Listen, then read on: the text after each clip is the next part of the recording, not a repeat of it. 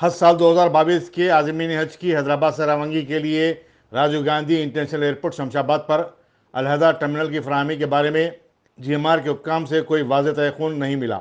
अलबत्ता बताया गया कि आज़मीन के लिए बेहतर से बेहतर इंतजाम की कोशिश की जाएगी। कोविड-19 के चलते 2 साल से रियासत से आज़मीन हज सऊदी अरब नहीं जा सके। ऐसे में GMR ने आज़मीन के लिए कायम खुसूसी और अलहदा हज टर्मिनल को बर्खास्त कर दिया। इस साल से आज़मीन को आम बैनुल-अक़वामी मुसाफिरीन के टर्मिनल से ही जाना होगा। इस मसले के हल के लिए वज़ीर दाखिला महमूद अली की ज़ेर सदारत एक इजलास भी मुनक़िद हुआ। इसमें आज़मीन को दरपेश मसाइल पर भी बातचीत की गई।